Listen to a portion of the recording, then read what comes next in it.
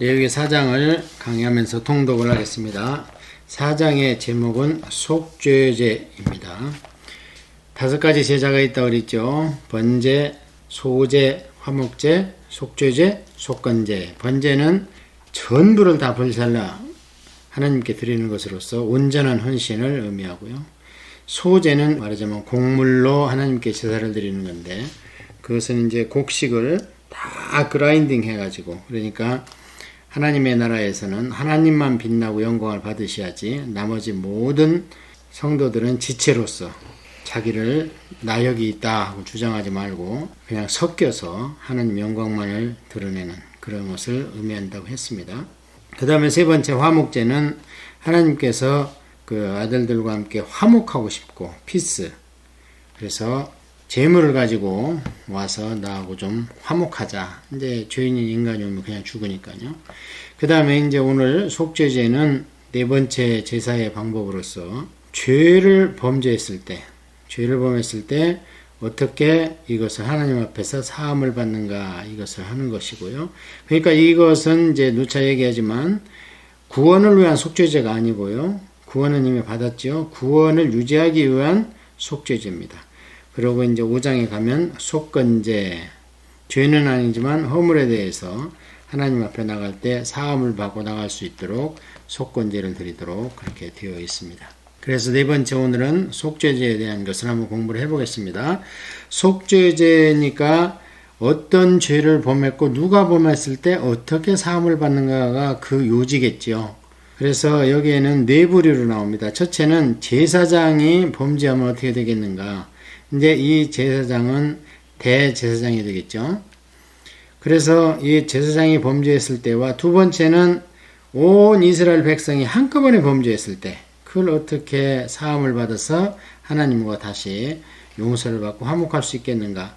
세 번째는 족장이 범죄를 하면 그것은 또 어떻게 속죄함을 받고 하나님 앞에 나아갈 수 있겠는가. 그 다음에 이제 네 번째는 많은 사람들이 해당하는 평민, 백성 중에 한 사람이 죄를 범하였으면 어떻게 되겠는가. 지금 순서대로 네 부류를 말씀드렸죠. 기름 부음 받은 제사장, 이스라엘의 온 회중, 이스라엘의 족장, 평민 중에 한 사람, 이게 네 가지인데요. 이 나열 순서가 하나님께서 범죄를 추궁하는 중범죄인 순서로 나열이 되어 있습니다. 그러니까 기름 부음 받은 대제사장이 범죄하면요, 온 이스라엘이 범죄한 것보다 더 커요. 하나님 앞에서 범죄가. 그러니까 리더가 중요하고 지도자가 중요한 겁니다. 그 다음에 두 번째는 이제 온 이스라엘 민족이 모르고 부지 중에 허물이나 죄가 있을 때, 그러니까 이게 하나님의 나라에서는요, 다수결이 아닙니다. 민주주의가 아니에요. 성경주의고 하나님 중심주의입니다. 그래서 다수결이고 온 백성이 일어나서 다 한 방향으로 나가도 그게 비성경적이면 범죄입니다. 그 다음에 이제 세 번째는 제사장 아니라 하더라도 행정관리로서 어떤 족장이나 이렇게 그 순서대로 하나님께서 책임을 물으시고요. 그 순서대로 재물이 더 중한 것으로 하나님께서 속죄를 하라 이렇게 말씀을 하시고, 그 다음에 중범죄에 해당하는 대제사장과 온 회중이 죄를 범하면요, 하나님의 지성소 앞 향단내까지 가서 피를 하나님 앞에 드려야 됩니다. 나머지는 이제 번제단에서 드려도 돼요. 그만큼 지도자에 대해서 엄중하게 하나님께서 묻습니다. 여호와께서 모세에게 말씀하여 이르시되 이스라엘 자손에게 말하여 이르라. 누구든지 여호와의 계명 중 하나라도 그릇 범하였으되 만일 기름 부음을 받은 제사장이 범죄하여 백성의 허물이 되었으면 그가 범죄한 죄로 말미암아 흠없는 숫송아지를 속죄 제물을 삼아 여호와께 드릴지니, 기름 부음 받은 제사장이면 대제사장이죠. 그 수송아지를 회막문 여호와 앞으로 끌어다가 그 수송아지의 머리에 안수하고 그것을 여호와 앞에서 잡을 것이요, 기름 부음을 받은 제사장은 그 수송아지의 피를 가지고 회막에 들어가서 그 제사장의 손가락에 그 피를 찍어 여호와 앞 곧 성소의 휘장 앞에 7번 뿌릴 것이며, 제사장은 또 그 피를 여호와 앞 곧 회막 안 향단 뿔에 뿔들에 바르고 그 송아지의 피 전부를 회막 문 앞 번제단 밑에 쏟을 것이며 또 그 속죄 제물이 된 숫송아지의 모든 기름을 떼어낼지니 곧 내장에 덮인 기름과 내장에 붙은 모든 기름과 두 콩팥과 그 위에 기름 곧 허리 쪽에 있는 것과 간에 덮인 거풀을 콩팥과 함께 떼어내되 화목제 제물의 소에게 떼어냄같이 할 것이요 제사장은 그것을 번제단 위에서 불사를 것이며 그 수 송아지의 가죽과 그 모든 고기와 그것의 머리와 정강이와 내장과 똥 곧 그 송아지의 전체를 진영 바깥 재버리는 곳에 정결한 곳으로 가져다가 불로 나무 위에서 사르되 곧 재버리는 곳에서 불사를 찌니라. 여기까지 해가지고 첫 번째 케이스로 대제사장이 범죄했을 때 여기서 우리가 눈여겨볼 것은 첫째, 재물이 크다. 숫송아지가 된다. 그만큼 너희는 죄를 범하면 다른 사람보다 중하다. 그 다음에 그 송아지의 피를 텐트 안으로 가지고 들어가서 하나님 지성소 앞 휘장에다 7번 뿌리고 또 향단에 거기 이제 내구탱이 뿔에 바르고 그리고 이제 나머지 피, 송아지니까 피가 많이 나오겠죠? 나머지 피는 가지고 나와서 번제단에다가 밑에다가 쏟는다. 이것은 기억하면 됩니다. 자, 이렇게 해서 첫 번째 경우고요. 두 번째는 만일 이스라엘 온 회중이 여호와의 계명 중 하나라도 부지 중에 범하여 허물이 있으나 계속 부지 중에 범했을 때 그러니까 이것을 고범죄, 고의로 짐짓죄 자기 의지로 죄를 지면 안 됩니다. 그거는 바로 백성 중에서 끊김을 당하든지 하나님이 데려가 버리는 거죠. 그래서 이것은 이제 부지 중에 허물이 있으나 스스로 깨닫지 못하다가 그 범한 죄를 깨달으면 회중은 그 수 송아지를 속건제로 드릴지니 그것을 회막 앞으로 끌어다가 제물이 쫓겼죠? 네. 그러니까 온 백성이 한꺼번에 죄를 졌기 때문에요. 이것을 스스로 깨닫지 못해요. 그 범한 죄를 깨달으면 성경을 받겠죠. 그 신명기나 레위기를 받겠죠. 그래야 깨닫는 거예요. 안 그러면 계속 죄 중에 있는 겁니다. 그럴 경우에는 이제 우리가 온 백성이 지금 잘못 가고 있다 하는 걸 깨달았을 때는 어떻게 하는가? 회중의 장로들이 여호와 앞에서 그 수 송아지 머리에 안수하고 그것을 여호와 앞에서 잡을 것이요 기름 부음을 받은 제사장은 그 수 송아지의 피를 가지고 회막에 들어가서 그 제사장의 손가락으로 그 피를 찍어 여호와 앞 휘장 앞에 7번 뿌릴 것이며 또 그 피로 회막 안 여호와 앞에 있는 제단 뿔에 향단입니다. 뿔들에 바르고 그 피 전부를 회막 문 앞 번제단 밑에 쏟을 것이며 똑같습니다. 앞에 기름 부은 대제사장의 죄였을 경우에 속죄하는 방법과 똑같습니다. 그것들의 기름은 다 떼어 제단 위에서 불사르되 그 송아지를 속죄제의 숫송아지에게 한 것 같이 할지며 제사장이 그것을 회중을 위하여 속죄한 즉 그들이 사함을 받으리라. 그는 그 숫송아지를 진영 밖으로 끌어다가 첫 번 숫송아지를 사름같이 분살할지니 이는 회중의 속죄제니라. 아까도 어떻게 했어요? 아까도 전부 다 똥이나 송아지 전체를 태우고 이런 것들을 어디로 갔냐면 진 밖에. 그러니까 예수님께서 갈보리 십자가, 골고다 십자가가 어디 있었습니까? 성 밖에 있었습니다.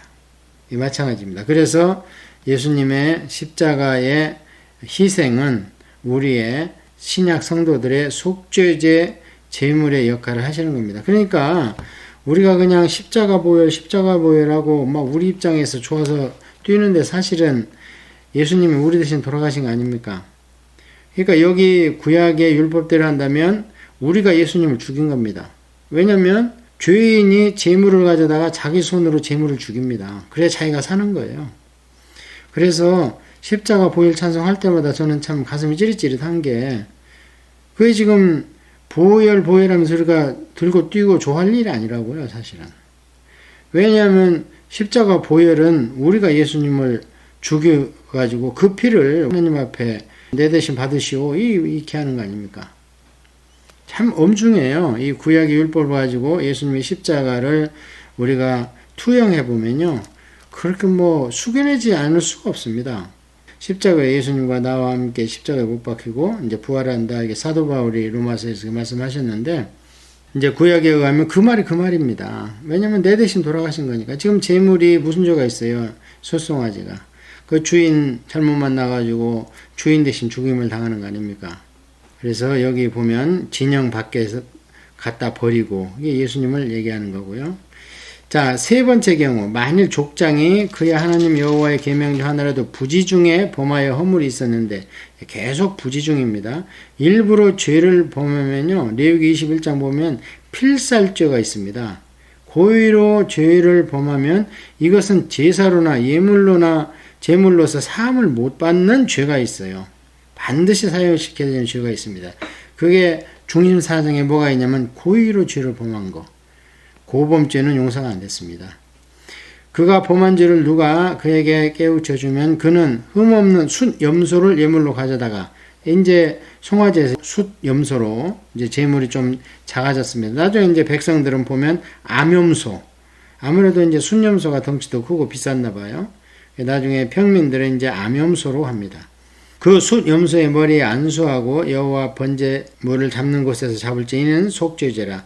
제사장은 그 속죄제물의 피를 손가락에 찍어 번제단 뿔들에 바르고 그 피는 번제단 밑에 쏟고 지금 족장만 해도 이제 하나님 앞에서 중간급이기 때문에요. 피를 구태여 성소 안에 향단까지 가고 휘장에다 7번 뿌리고 그러지 않고 보통 번제 드릴 때처럼 이제 뿔에다 바르고 번제단 밑에다 다 쏟습니다.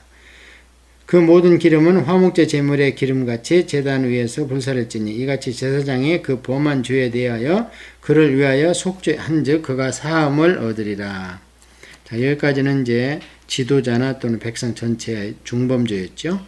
자, 이제 백성 중에 한 사람입니다. 만일 평민 중에 한 사람이 여호와의 계명 중 하나라도 부지 중에 범하여 허물이 있었는데 그가 범한 죄를 누가 그에게 깨우쳐 주면 그는 흠없는 암염소를 끌고 와서 그 범한 죄로 말미암아 그것을 예물로 삼아 그 속죄제의 머리에 안수하고 그 번제물을 잡는 것을 잡을 것이요.